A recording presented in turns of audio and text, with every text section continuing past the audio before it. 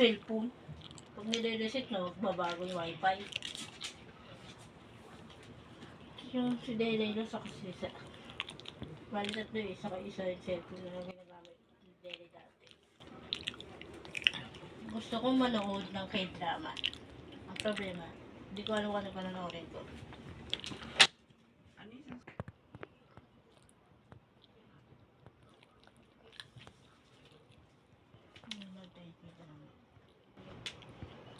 Anong K-drama yan?